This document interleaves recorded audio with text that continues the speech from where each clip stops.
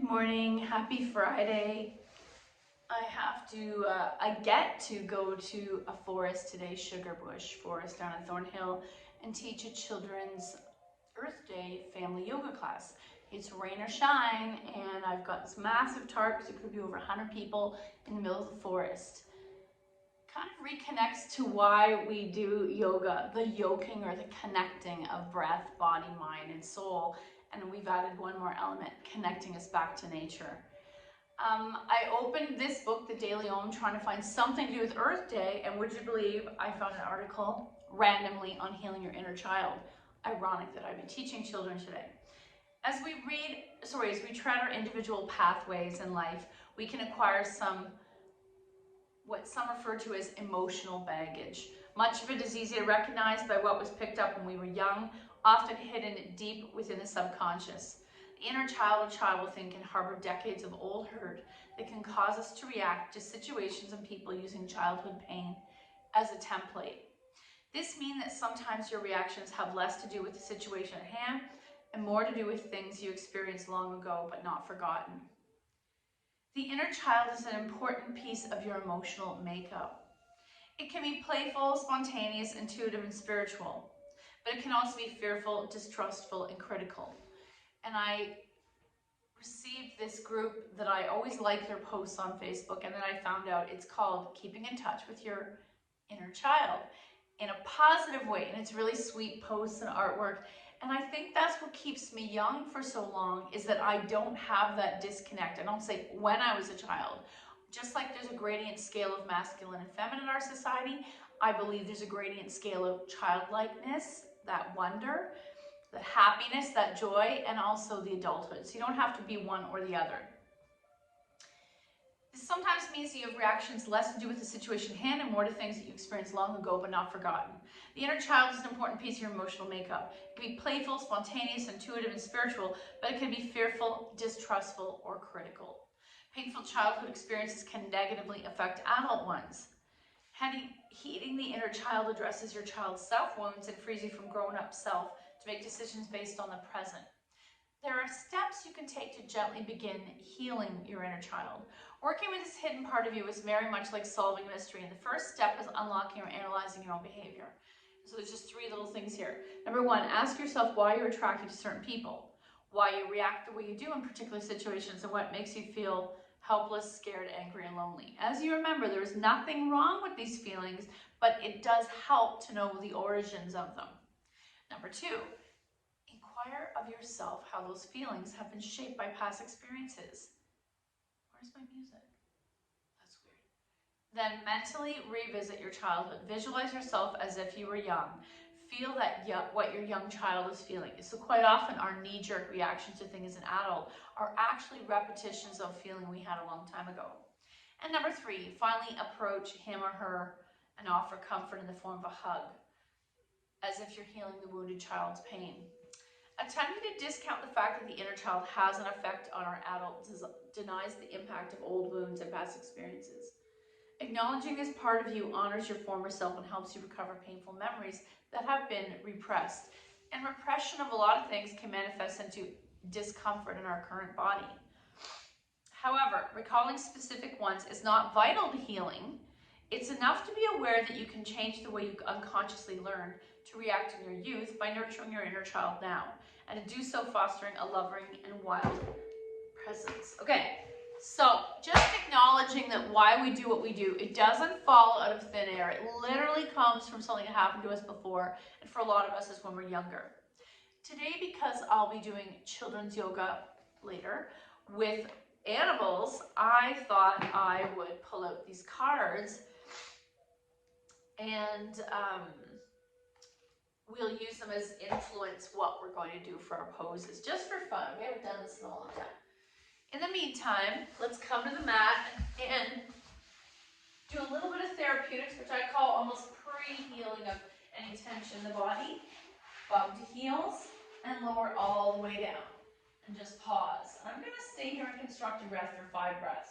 I'm noticing that in my practice, first thing in the morning, if I lay here for a little, my body actually cracks any tension or curvature in my upper back.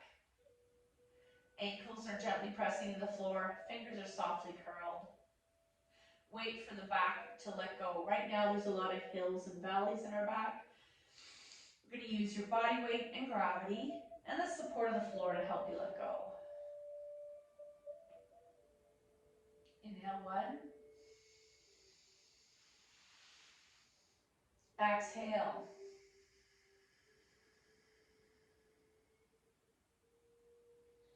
Inhale, 2. Exhale. Inhale, 3. Exhale.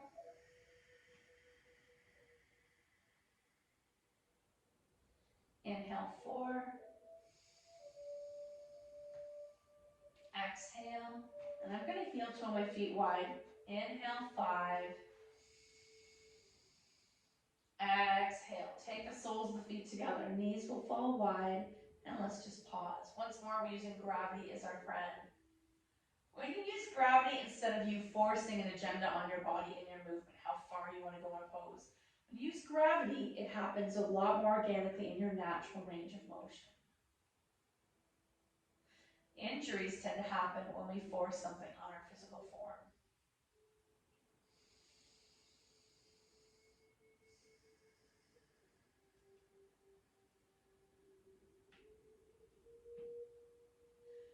And then close your legs. Draw your knees to your chest, little boat. Let's take our knees to the floor on the right. Left arm opens to a T. And this is where we're waiting for a little bit of letting go behind the heart and the upper back. 3 breaths. Inhale, 1. Exhale. Inhale, 2. Exhale. Inhale, 3. Exhale. Back to center. Little boat. I'm sorry, I just found a pocket full of tacks I need to address. Rocking side to side. Maybe your practice stays in little boat because that's what you're craving, or maybe you drop your knees to the left. Right arm opens to a T or soft 45. We'll pause here, 3 breaths. Inhale, 1. Exhale. Inhale, 2. Exhale. Inhale, 3. Exhale, back to center, little boat. Or egg beaters. Let's take our feet in the air, release the feet to the sky, point and flex. Roll out your ankles, fan your toes. Legs fall wide, and let's just pause.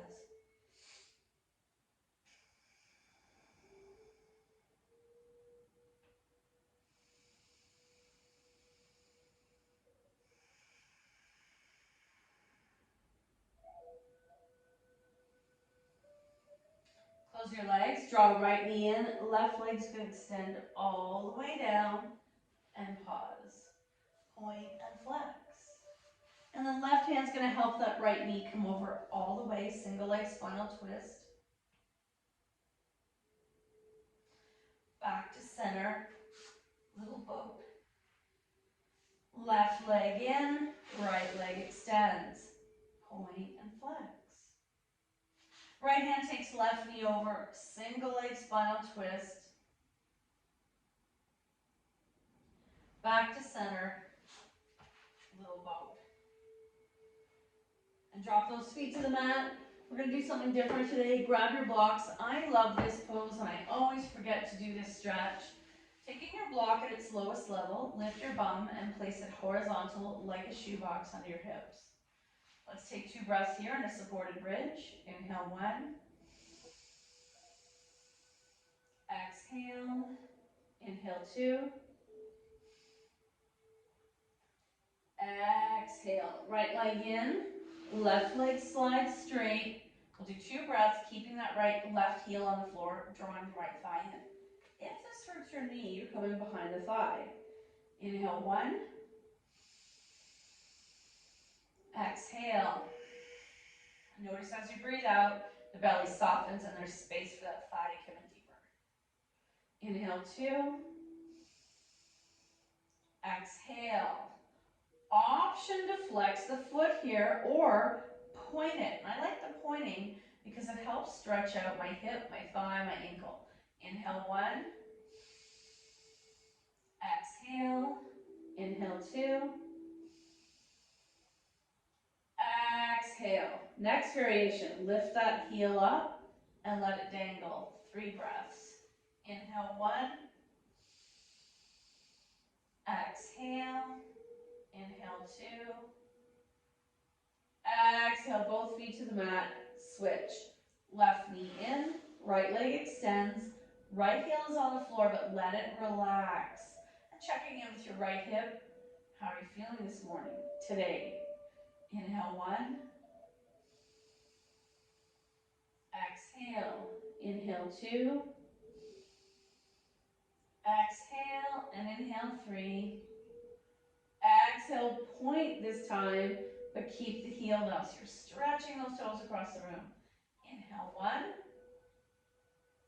Exhale. Inhale, 2. Exhale and inhale, 3. Exhale. Now you're going to lift that leg and let it dangle. Inhale, 1. Exhale. Inhale, 2. Exhale. And inhale, 3. Exhale, feet to the mat. Option to go a little deeper. For some of us, especially in your lower back, 1 might be enough. Option to add 2 blocks. And this intensifies, we'll come back into supported bridge, but it also intensifies the hip stretch. Inhale, 1. Exhale. Inhale, 2. Exhale. Inhale, 3. Exhale. Let's take left leg in, right leg extends. 1 breath with the heel on the floor. Inhale, 1. Exhale. Inhale, 2. Exhale and inhale, 3. Exhale, lift that right foot up and dangle. Inhale, 1. Exhale. Inhale, 2. Exhale and inhale, 3. Exhale, switch. Right leg in, left leg extends. Pause. Inhale. Exhale. Inhale. Exhale. Inhale. Exhale. Pick up that left heel, let it dangle. Inhale, 1. Exhale. Inhale, 2. Exhale and inhale, 3. Exhale, feet to the mat. 1 more constructive bridge. Supported bridge. Option to take your arms behind you, or I'm going to go into cactus. Inhale, 1. Exhale. Inhale, 2. Exhale and inhale, 3. Option to slide the feet straight, keeping them on the floor. This is a very deep hip stretch, but it's also a deep back bend. If this hurts you, please come back to constructive rest or supported bridge. Inhale, 1. Exhale. Inhale, 2. Exhale and inhale, 3. Exhale. Take these blocks out and let's walk our feet wide. A little bit of windshield wiper.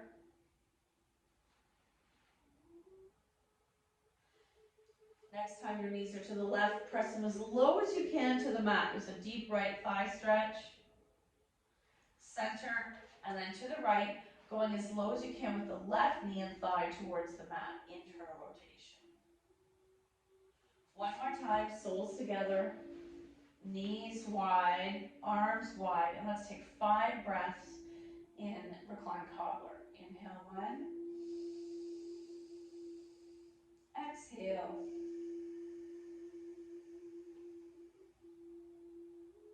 inhale 2, exhale, inhale 3, exhale, release the legs, stretch everything out, and then release. Curl into a ball, and we're gonna lie on our left side, left arm becomes a pillow. 2 breaths. Inhale 1, exhale, and inhale 2. Exhale, push yourself upright, and let's come to seated. So in children's yoga, we do study a little bit of pranayama or breath work. I use it as little tools, and quite often kids remember these things more than half the actual yoga poses. One of them I like to do is bunny breath, and you're sitting on your knees in hero, hands down, shoulders relaxed, and this breath is similar to fast breathing using alternate breath rounds, but we call it bunny breath, and it's really fast breathing. Have you ever seen a rabbit's nose? It breathes in and out very quickly. This is amazing if you're exhausted and you just need a little bit more energy. Instead of reaching for a cup of coffee, so hands on your thighs, shoulders back, belly engaged, and start.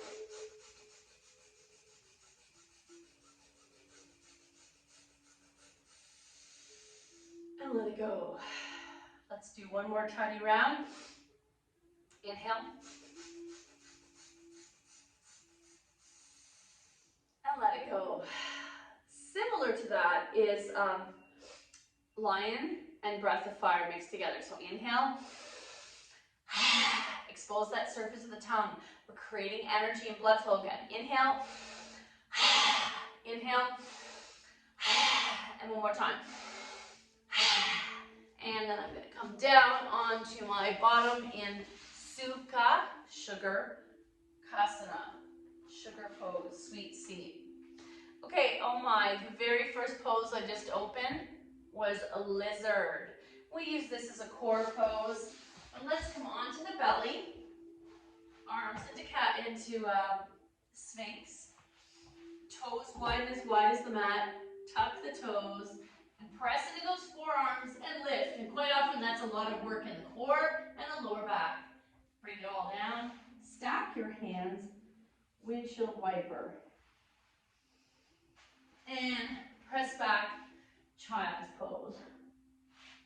Nice. What's our next one? Okay, I see porcupine. If we were in a kids class, we would make up a pose, but I'm not going to. Eagle. I love eagle. Coming up to standing. Let's take right over left leg, right over left arm, and bind. Switch. Left over right. What a difference when we don't practice for this. And left over right, bind, and shake it out. Another breath we can do while we're standing is elephant breath. So we're going to widen our stance, make a trunk. Everything's loose. Inhale, trunk up. Exhale. Inhale. And one more time. Inhale. And come back to seated. And you're right, that's one more pose if I needed energy. Okay, wolf. It's a guardian. Let's do a downward dog pose. Coming into tabletop. Press the floor, tuck those toes. Press the floor away, short downward dog. Option to pedal it like we're hiking in the mountains.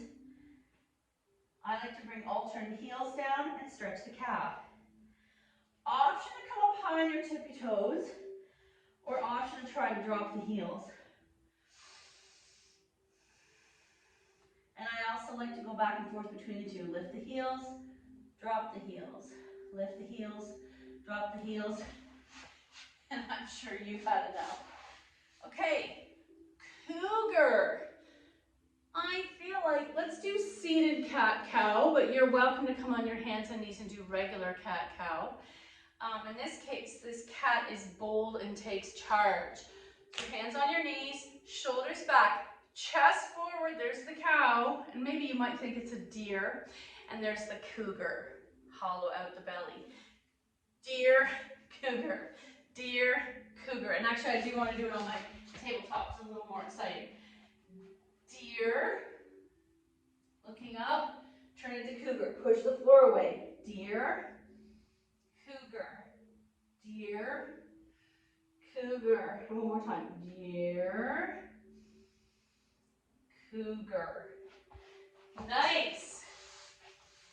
Okay, snake. Cobra is one of the first poses a lot of people learn when they're studying yoga. And this one says you're a healer, which seems the opposite to me of how we think of snake archetype in our society. We often fear it. Maybe in indigenous culture, it's good to respect and have a little bit of fear and respect for some things in nature. That what I love about the snake is it's unpredictable. So no matter how much mankind takes over, dominates parts of nature, they're still afraid of the snake. So we're going to come onto your belly. Sleeping cobra, hands by your chest, forehead down. Bring those thighs together, feet are untucked, and bring the elbows together. And you may choose to stay here in sleeping cobra. Passive to the eye, but not passive to what's happening inside. Clench your belly towards your spine. Clench your bum cheeks together. Press tops of your feet down. Choosing to stay in sleeping cobra or pick up just your head. Pull those elbows in, opening the chest. And the alternate to this pose will be press back, extend a child's pose. Nice. Next one, otter. I don't really have a pose for otter. In this picture, it's very cute. The otter standing on its knees. Owl. I don't really have a pose for owl.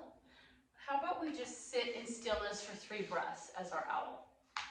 Owls are very still. It's unbelievable how far away birds can catch or even see mice and animals, like literally hundreds of feet up in the sky, if not more. And they can see these animals because of their stillness.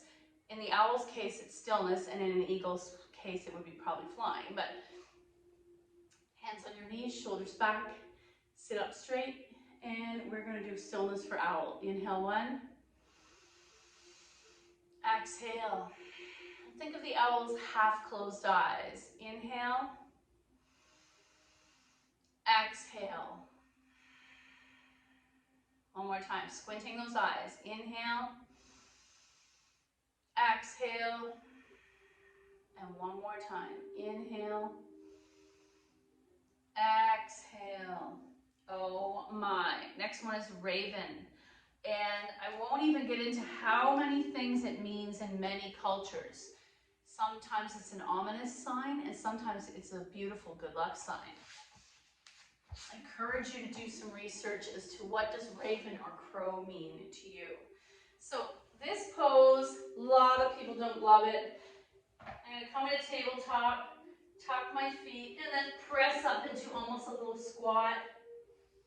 Hands between my shoulders. Looking down at your hands, I think of duck's feet. Spread those fingers, creating a nice base. Elbows are shoulder width apart. Elbows are slightly back, and I'm going to shift my weight forward, but don't look down. Look forward. Shift, maybe lift one toe. Come back out. Shift, maybe lift another toe. And I highly doubt this is going to be a successful crow for me. Shift. Oh, my pants are so slippery. You know that crow is something that, it's one of those poses where less is more, definitely. And we often will spend a whole class working on it so that it feels comfortable in our body. Squirrel, I don't have anything for that preparation. Pelican, let's do flamingo instead. Another water bird. So coming into standing, left foot lands, right foot flexes just above the knee or down further, what feels good. I like my ankle resting on my kneecap. Find something that's not moving. And start to breathe in and out through your nose.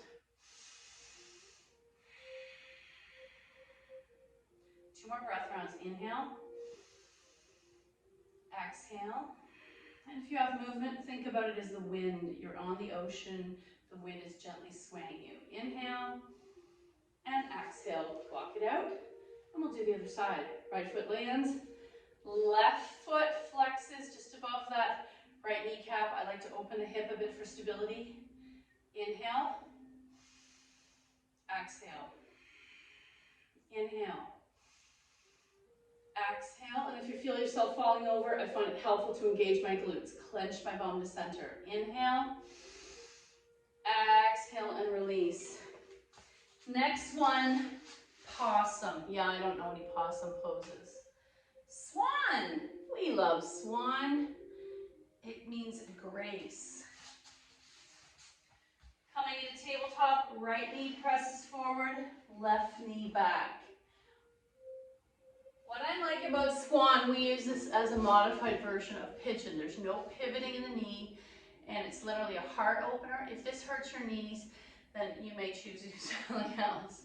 Maybe a little cobra. Inhale, exhale, inhale, exhale, come back to tabletop, left knee presses forward towards that left wrist crease, right leg back, and you try not to dump over in that left hip. The arms keep me upright. Inhale, exhale, inhale, exhale, and come to seated. And the next one I have here is lion, but we already did that breath work. Deer, we already did you. Seal. Seal is definitely a variation of a lot of the cobra work that we do. Because it's such an intense back bend, it's kind of, I would never do it first thing in class. So you might come into Sphinx, widen your legs. This time your arms, your hands point out, leg flippers to the outer corners of the mat. And engage the glutes, so clench that bone together, and are you able to lift those elbows off the mat? Exhale down. And I'm going to do it one more time. Engage the glutes, tops of the feet press down, the feet are very pointed, and lift up your heart, look forward. Hands stack, windshield wiper. And press back, extended child's pose. Awesome. I think we have time for one or two more. Elephant. Dragonfly. You know how much I love this pose. This is a yin pose. One of the places I teach public classes, there was a request for what is yin yoga. So I said we do it next time. I like to lift my butt up a little bit. And what does that do? It moves the flesh out of the way. It facilitates the opening of my hips. Nice little stretch in the inner thigh. And feet can be flexed. I'm going to relax them instead. I want everything soft and relaxed. And we talked earlier about using gravity to help us. That's what I'm using here. Hands slide on your legs. You might stay here or you might stay here. Listen to your body.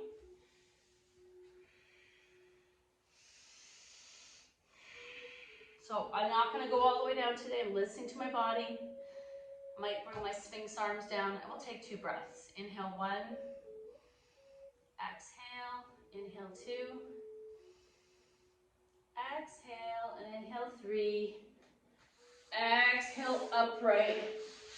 Come on out. We're going to come into seated for a final reading from my favorite Indigenous author, Ojibwe, Canadian, and sadly no longer with us. I think these would be good poems to show children who don't understand that you can have poetry without rhyming. I've had that one before. Okay, here's a really short one. Like most of us do, I spend a lot of time trying to compress things into a context I could accept. That was hard work, and it meant I was alone most of the time. Nowadays, I figure life is pretty simple. Creator is everywhere, and divine light shines through everything. We're all equally beautiful and purposeful and needed and created in equal. My work is to look for that light in those fleeting, glorious instances when I see it, I am made more. Right then, right there. Can you imagine how amazing our lives would be if we looked for each other's light instead of focusing on each other's darkness? Thank you so much for your effort. The good in me sees the good in you. Namaste.